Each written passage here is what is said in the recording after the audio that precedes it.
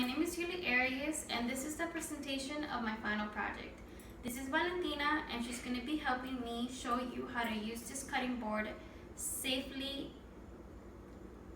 So this cutting board I have modified by using 4 sharp spikes in the middle of the board, a wooden stick. I made it into an L shape, and then I left this one straight in this corner of the cutting board. I have placed 4 gripper pads in each corner to prevent the board from sliding when using.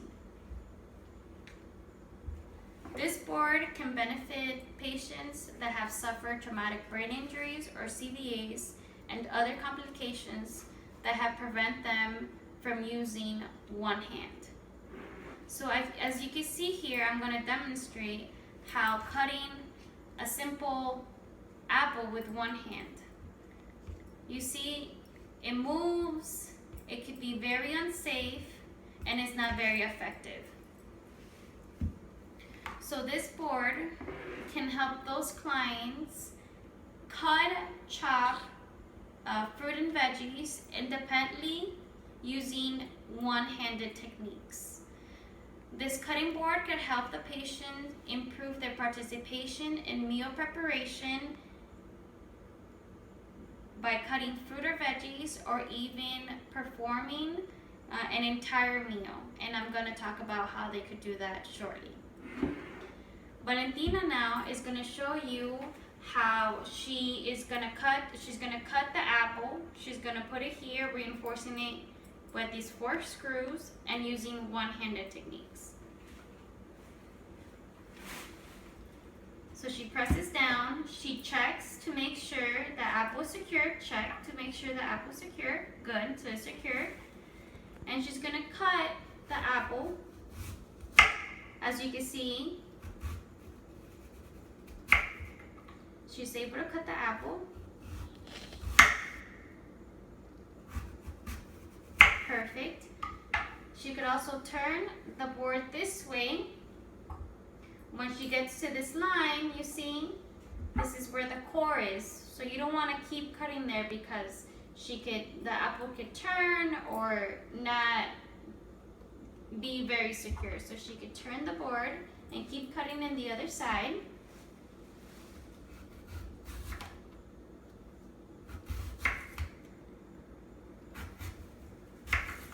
Perfect. So now I'm going to show you how this stick right here is used for. So Valentina now is going to slide the pieces of apple into that area. Okay, so she's going to slide them all the way. And as you see, this stick prevents the pieces of apple from sliding off the cutting board. Now she's going to place the pieces of apple into a designated area, which is this plate right here, and she's going to show you how easy it is. So she's going to slide it. So this helps meal preparation be very safe and very clean, no mess. Now she's going to remove the apple. Very easy to remove, as you can see. Now I'm going to show you how to use this area of the board. This area of the board is used to place crackers, pieces of bread, anything you want to spread something into. As you can see, with one hand, if I want to spread peanut butter into this cracker, you see how it moves? It kind of moves around. It's not very effective. The patient could be very hungry, could get very frustrated during this simple task. So I'm going to show you how this area will assist the patient or client while you doing this simple task. So she's going to place the cracker in this area, as so, like this. She's going to get a little bit of peanut butter, and you see that the cracker is not moving. She's able to spread the butter. Very easy, very effective.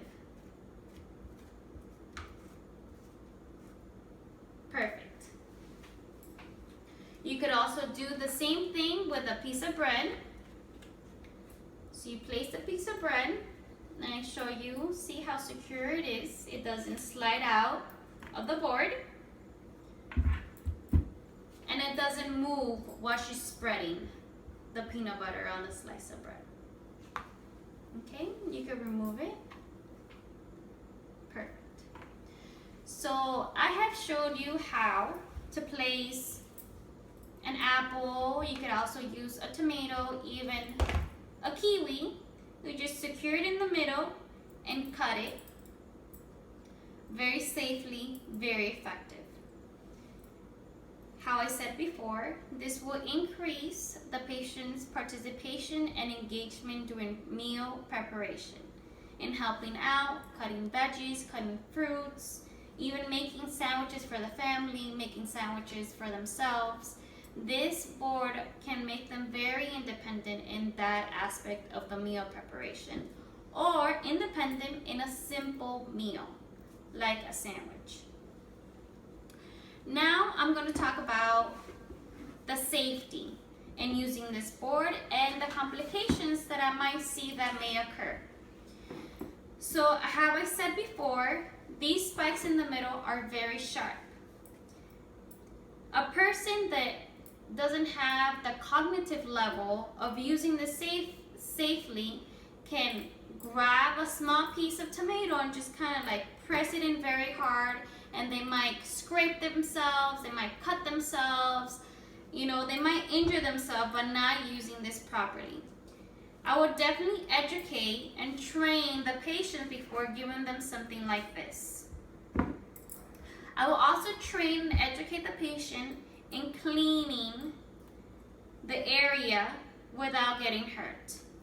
So getting the sponge, scrubbing, rinsing out all the area, making it very safe.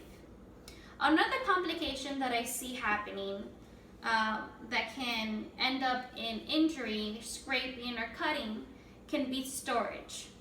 Sometimes people don't have enough storage in their cabinets or their pantries, so they could just kind of throw it there, and when they're able to use it, they might kind of like grab it like this, and as you see, I'm like, you know, kind of like hurting my hand. If they pull it, they might scrape themselves, cut themselves. So I definitely will teach them the proper way of storing this and the proper way of removing the cutting board so you don't get cut or injured. This is not, I wouldn't use this in the dishwasher. How I said, I would just rinse it and scrub it with a sponge under the sink, the water sink. This board can be used anywhere. You don't only have to use it in your own kitchen. It's very lightweight. It's very portable. It can even fit in this recyclable bag. You know, if you want to go to your family's house, your parents, your friend's house, they're cooking a meal and you want to participate, you can. You just bring your own, you know, tools. Like people will use their own supplies or bring their own tools. So you bring your own cutting board. We just put it here and you see it fits perfectly. You just have to be careful. Remember that there's 4 sharp spikes in the middle. So you definitely want to carry it like this. Make sure nobody presses against it. You don't want somebody else to get hurt. So it's definitely very portable, lightweight, and it doesn't look like any other, like it doesn't look very strange. It's very pleasing to the eye. And I'm pretty sure your family and friends will want you to participate and be independent in the simple task of meal preparation.